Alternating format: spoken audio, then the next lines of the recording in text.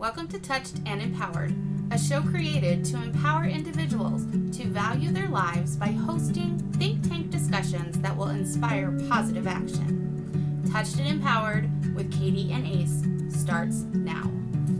Yeah, you can't output well because we get to the point as to where we're doing so much output for work that we party on the weekends because we're celebrating that we don't have to do work for anyone else. We could do something for ourselves, but we're forgetting about the self-care part.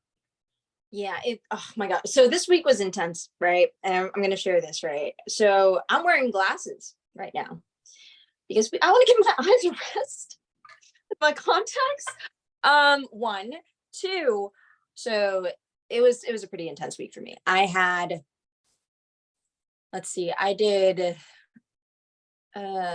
actually chose to do this to kind of amp myself up. I did some awesome religious activities and challenged myself, which is great. Mm-hmm. Then I knew, because I actually did know. So yesterday, I was at the LA Style Magazine Awards, right?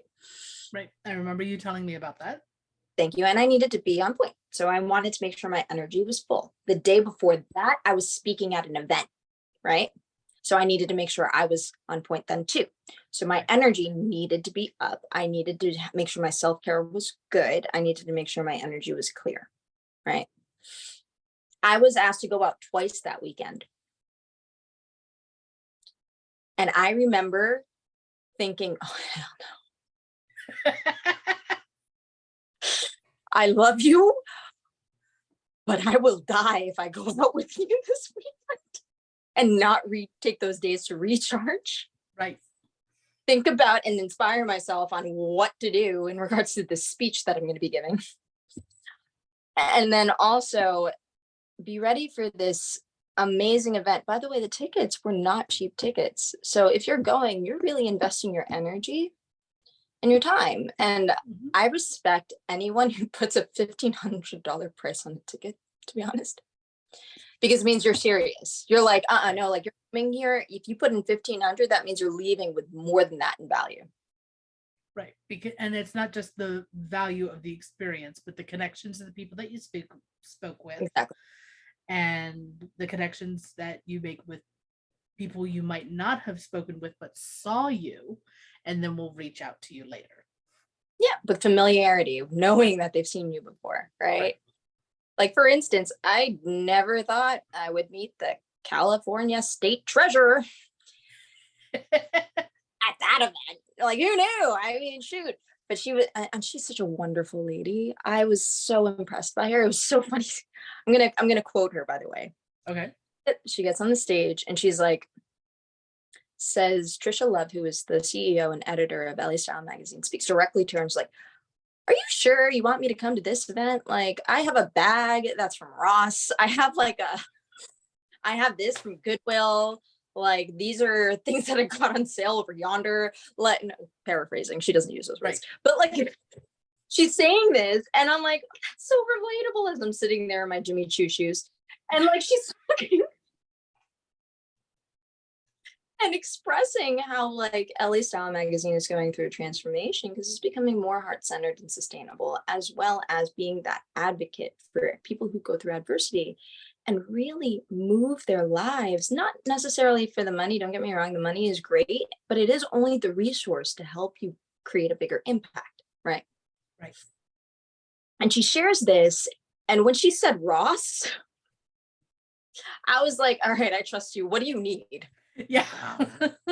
Because she instantly made it relatable to everybody in the audience, no matter what background they came from, no matter where they got the fabulous outfit they were wearing for that day.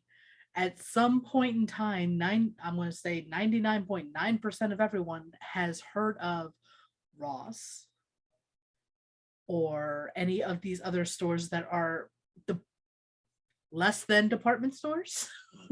They're actually like, they're a specific type of department store, but like that actually has so those stores actually have a nonprofit adjunct, which is really interesting. I didn't know Ross had an adjunct. Most of them do. They have some type of adjunct, usually hidden, because how could you find Betsy Johnson shoes for that price? Like I found them for $20 and I went, how this is 125 if I go to the outlet store. Like, well, yes. And I do remember going into those stores and seeing tags from higher end stores at a discounted price, getting them from Ross or one of these other Ross-like places. right. But I figured that was just a business agreement between Ross and that higher end store to move products so new stuff could come into that higher end store. To a degree, yes, but there is something about that. I know that Walmart definitely has that. I know, and I could be wrong. Feel free to research, and then, ladies and gentlemen, you may comment. Leave us say, comments. You can say, Ace, you were wrong. This is why. And it's fine. Cool. Yeah. Thanks for the information. But I also love the fact not only was she relatable, she didn't do it for the purpose of being relatable. She did it for the purpose of being authentic. Like that was her. That was just her. This is how she is. And I was like, thank you. This is why you win. This is why you win, woman. Because when you're authentic and you're being so bluntly who you are, people can trust you. Yeah. And the fact that she was from what it sounds like, I wasn't there, so I don't know. But from what you're telling me, what it sounds like is that she was unapologetical about it too. She's like, this is just who I am. I'm just going to speak it. I'm just going to go. And if you like it, you like it. If you don't, you don't. So what? Oh, and she wore the coolest freaking jacket too. I'm wearing so I'm just going to share. I love fashion. Like fun facts. I know I'm wearing like a marble tunic and whatnot, but I really love fashion. Do I need to wear something that costs $1 million every day? I don't need to. It would be nice, maybe. And I don't need to. I'm going to smile on that one. But I just want to be comfortable. Right. I also believe, and I also really appreciate smart, very integrity-based fashion. For instance, I go to this event and I get styled by a stylist at Intermix. I love Intermix clothing. And they have everything there. Alexander McQueen, like all those big name designers. But the big name part isn't what I'm looking at. It's nice and it makes sense how like their styles, their fashion items, how those translate to the brand. That makes sense. But it's not the name. So I remember I went to it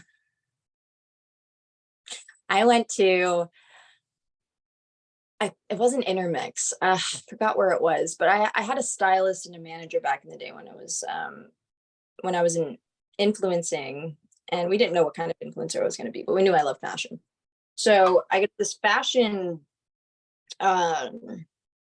show, and my manager tells me to get these Alexander McQueen like booties. Mm-hmm. The heel, I freaking fell in love with the heel. The heel looked like it belonged in a Tim Burton movie. Oh, nice. Right? Looked like it belonged there.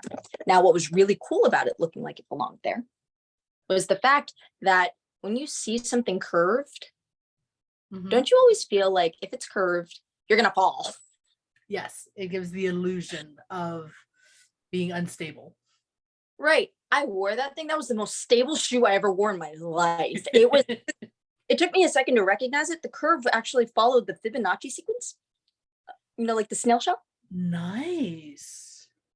Perfectly. Just perfectly. And I went, that is understandably why this is incredible fashion and why it's an $1,800 shoe.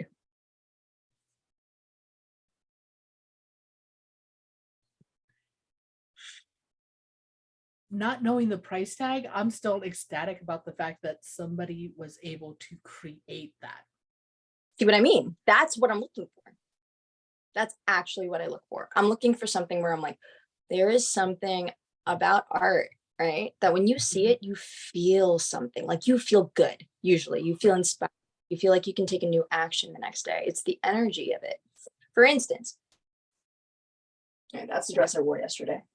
The dress I wore yesterday was Soulless London. It's green. I'm so sorry. See a little bit of green with black accents, but then you've got. Well, no, we're gonna keep the blur because I am so sorry to whoever gave me that clothing. Anyways, So look at this skirt.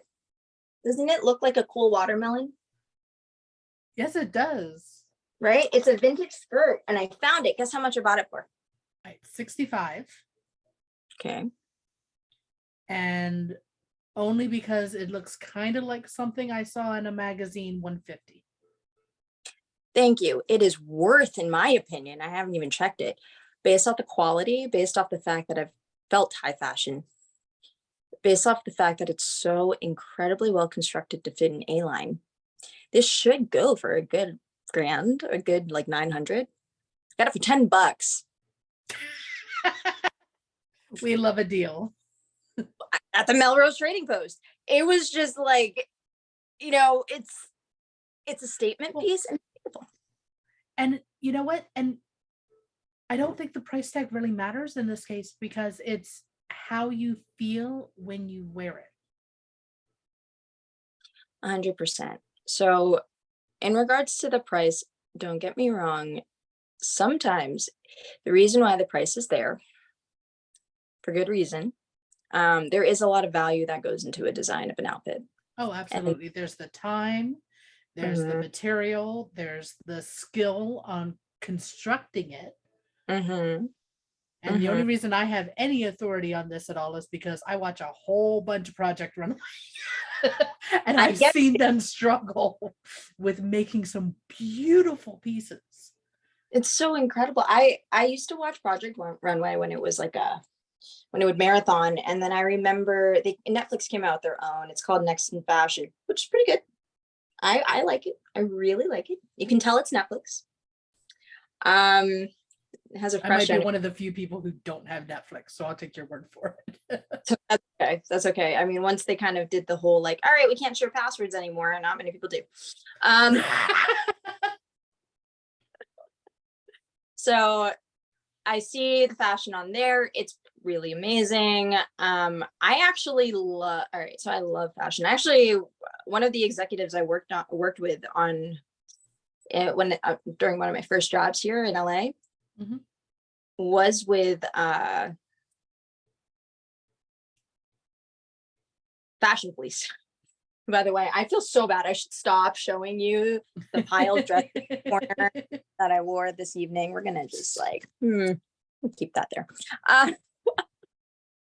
So I worked with them, and I love Joan Rivers. I just being a fashion designer was one of my first young desires or like young dreams. And I just remember sewing something once and going, and no, it's okay. But I have an eye. I have an eye for fashion, which I've always loved. When it comes to other people, if I'm in the mood to style, I can. That's nice. But I don't want to be paid for that. I feel like there are people out there that have better taste than I do, and I can totally defer to them. Yes. On how. Yeah. I mean, I worked with somebody who helped me figure out some of the style that works well with my skin color and my body type and everything else like that. And it was a very good investment. And I learned a lot from her. And I greatly appreciate everything that I learned, even though it took me about 8 months to slowly convert my closet from stuff that does not do me justice to stuff that not only does me justice, but is comfortable to wear. Fair. It's also confidence boosting, right? Yes. It's like you feel good in what you're wearing. And sometimes we just pick whatever's there, right? All right. So funny enough, okay. Maybe I'll send you the photo of what I wore last night. We can do that. That would be fun. That'll be fun. And I never wear that. Usually, right? Like who else is going to a red carpet for like and wearing that outfit to work the next day? Like no one does that. Right? So one of my clients, I will eventually do a red carpet event just so I can have the experience. Oh, I'm bringing you. We're doing it. So okay. We're doing it. So I go to, so my CPA has known me for years. He is actually one of my clients now, right? As one of my transformation coaching clients. So he's not sure what he's going to wear to this thing. And I find out what I'm going to wear. Mm-hmm. He's known me for 3 years. He's seen me build, fail, and deliver many different types of business strategies or corporations, building companies, things like that. He's seen me do the range of things as a businesswoman, right? He's never seen me in a dress that makes me look like a model. He, like he's never seen this. So he sees this and he's just like, I'm going to tell you right now, this is why I don't normally dress like this in public. Because then you won't actually hear what I'm saying if you're watching what I'm looking like instead of understanding my brain. Just be there. I am going to laugh and I'm going to say, one, never had that problem. I don't think, you know what, I'm going to say this the way I'm going to say it. And yes, this does fall underneath of self-deprecation, but I'm saying it to be a smartass. Okay. All right. So even in my wedding dress, I could not have stopped traffic, except people will go, oh, that was a big blob of white. Oh, honey. But that's okay. I felt fabulous in it, but I know that I did not look like a supermodel. I am too fluffy to be a supermodel. I'm too short to be a supermodel. And I am okay with that. Not anymore? Not anymore. So if you watch Next in Fashion right now, the second season has delivered all body types. Oh, okay. Prove me wrong. They don't just have the, go ahead. I said, prove me wrong. I like being proven wrong in this aspect. Thank you. I actually am so grateful for this too. So I remember I'm 5'2", right? There was no way that I was going to become a fashion model. That's what I thought. Like, I'm too short. Aw, darn. Okay. And then there were people that were trying to go against the grain. Another woman was trying to create a fashion show for women of all body types. About 4 years before the show. I thought it was a brilliant idea. I didn't know I'd be walking in it, but I did. Awesome. Yes, thank you. Thank you. No clue. Then I see this on Netflix and I'm like, oh, this was right after the whole body image issue with Victoria's Secret, right? Remember the fact that they did the pivotal move on a Netflix series to put women of all body types on this runway for these designers to design for. One of the most amazing things I've ever seen. So yes, you can still be a model, my love. That is something that I will do by the time I am 50 then. Oh my God, that sounds old. Okay, that is something I'm going to do in the next 7 years. That doesn't sound so old.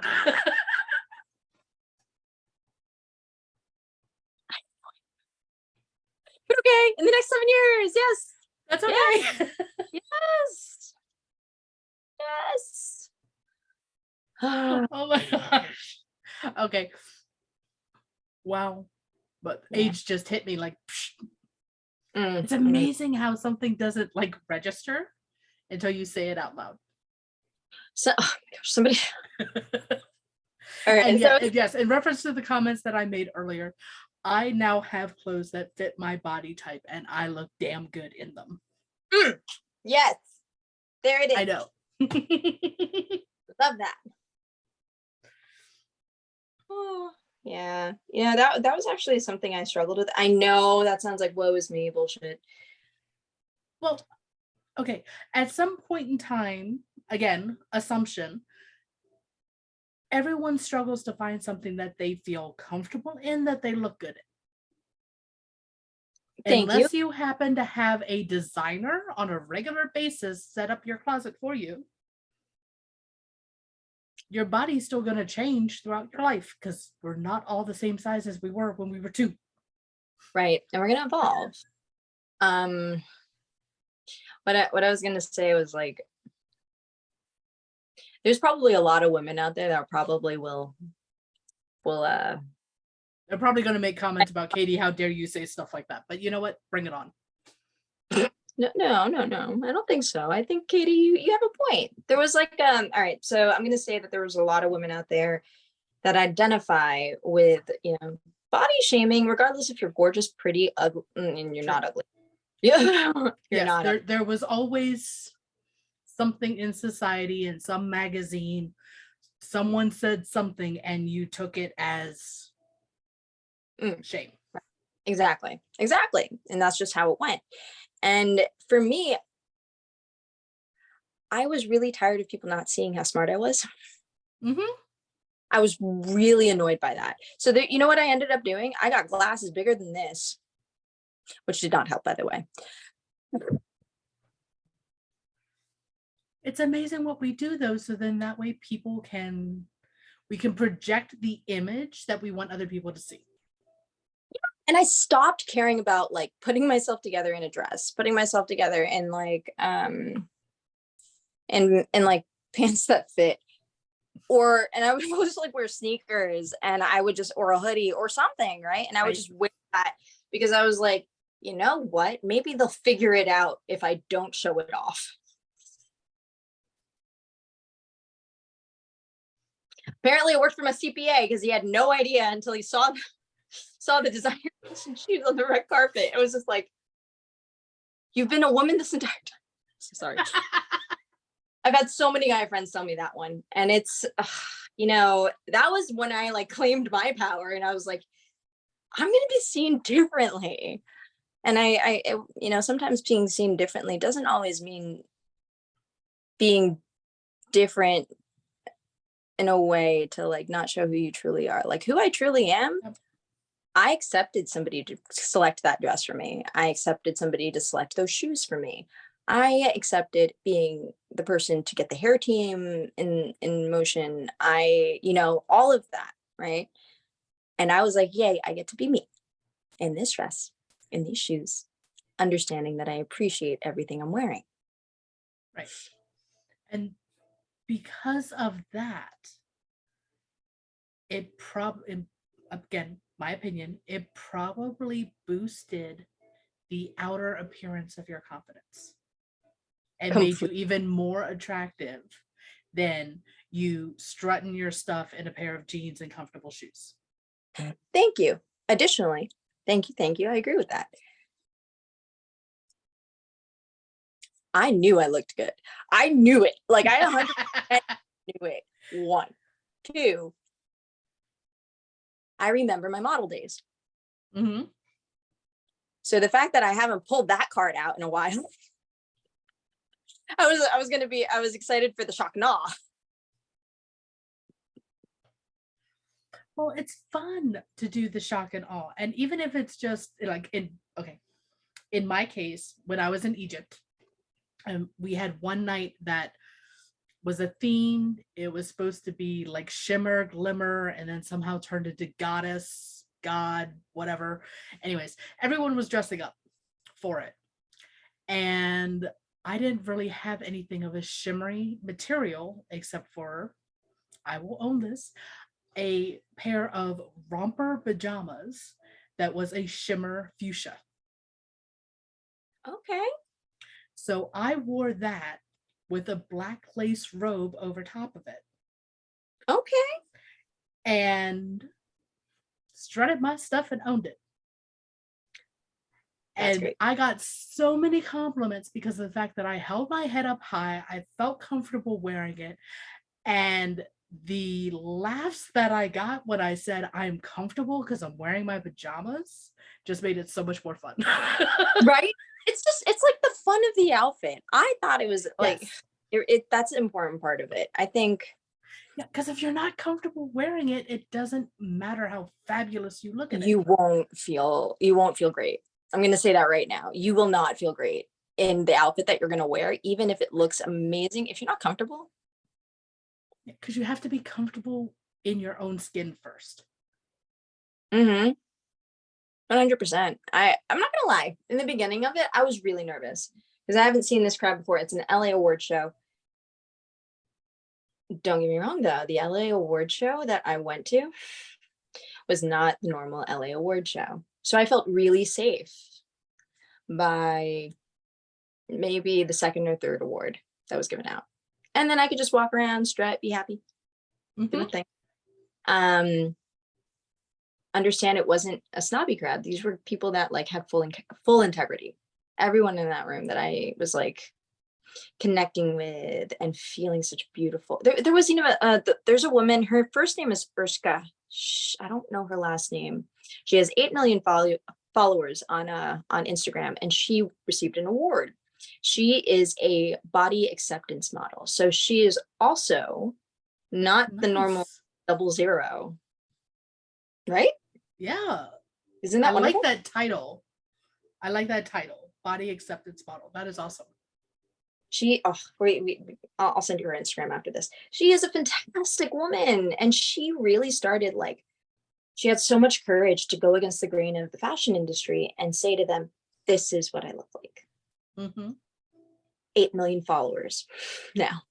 So she gets to command that, right? Absolutely.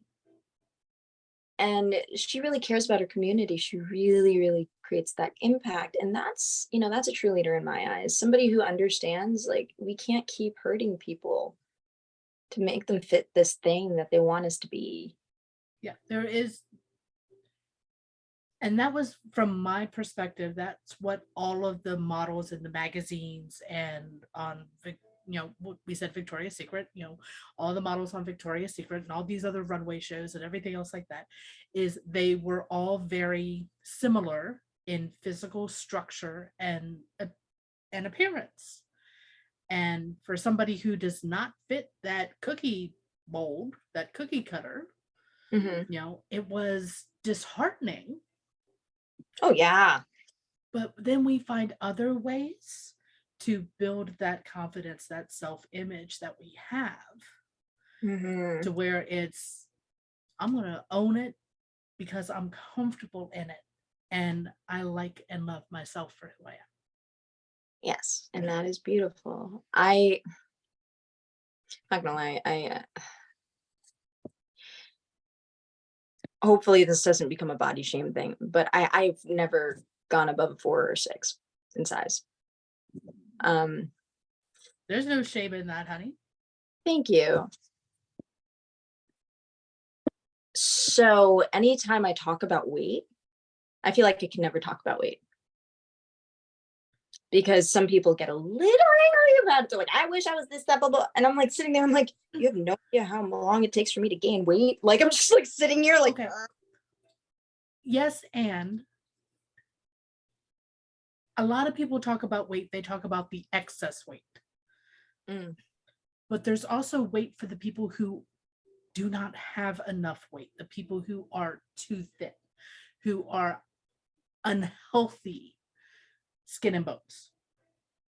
Okay, so I joke about my fluff and my curves and everything else like that, but I've had friends who were anorexic and had other eating disorders and everything like that and were too thin. You're huggable. That's what my son says. He says I'm squishy.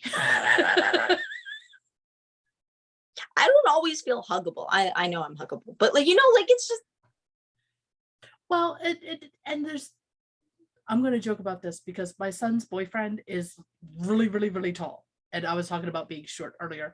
He is the only person that I've ever met who like can hold his arm out like this, and I don't even come up to the bottom of his arm. So when he gives a hug, it's like literally being encased. I feel like a little kid getting hugged by, the Jolly Green Giant. It's just one of those really big encompassing hugs, and it's so comfortable.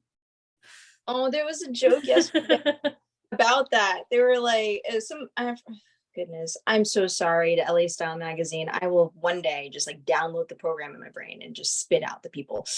But there was a comedian that came up on stage and talked about hugging. And he was like, he was 6'2". If you're 5'2" male, sorry, bro, we don't do the hugs here. And I was like, why? He's like, because it feels weird having you in my chest. Right. And he was like, it's a tap, tap, let go. Like, that's how we do this. We tap, tap, go. And then there are times when people they tap and they never go. And like, y'all didn't get this role? Like, this is really weird.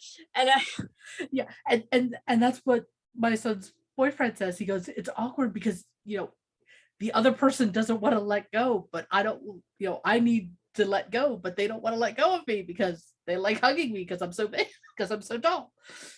That makes sense. That makes sense. I've been told people think I'm so cute that they want to just hug the shit out of me.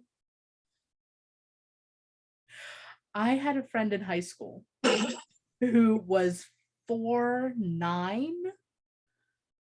I think she was 4'9", maybe 4'10". I mean, she was tiny. And I used to call her Mary, I absolutely love you. She was my pocket friend. Because she was so cute. I just wanted to pick her up and put her in my pocket. Yeah, I've gotten that one. Yeah. So sometimes like that could get smothering. I've had people like back in the day. Now I'm like, it's okay. I trust the people that I'm around nowadays. You can hug me. Right. Back then I didn't, so it was kind of like one of those like people wanted to like just hug me and just hold me, and it's like, oh, what a cute little puppy, I want to hug it, so cute. But the puppy didn't want to be hugged. Yeah. And I will admit that there were times where, you know, I know that I am fluffy, I'm very squishable, and I am very comfortable to lean against. I have been told that I make a good pillow by several people. Excellent.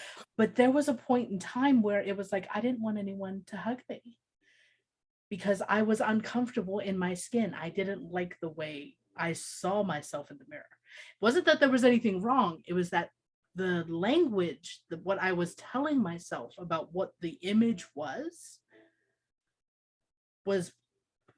inaccurate. Okay, that's it's good. And I mean, you'll I've seen a couple posts on social media where the ones that I like right now are the ones where there is like an elderly person looking in the mirror and the person looking back at them is themselves in their 20s because they are still young at heart. Oh, that's beautiful. Like, it's for me, all about having the conversation with your reflection. It's true. I feel like you know, I love that you're saying that the dialogue, right? Your internal dialogue of who you are. For me, I think at the time, I was still going through PTSD, so I didn't want anyone touching me. Like, I almost hit somebody in the face by just grabbing my arm because I think they thought I was just wobbly. Could be.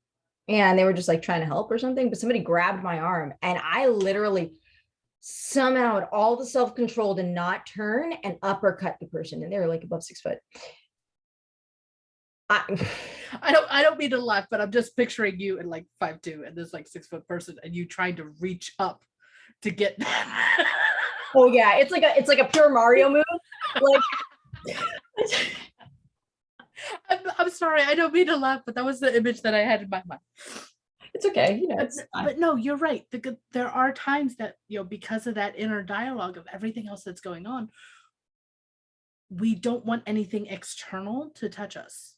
Yeah. And it doesn't matter whether it's like, for example, when I was in a really foul mood, it didn't matter if it was my son, if it was my husband, if it was my mom. I didn't want anyone to give me a hug.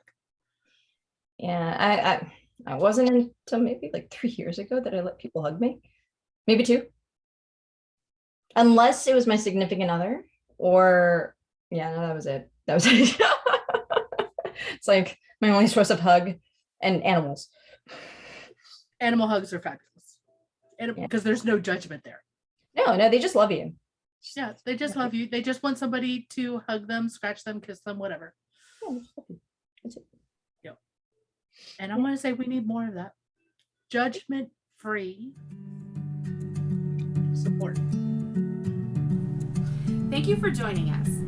We hope that the discussion today will inspire you to take positive action in your life.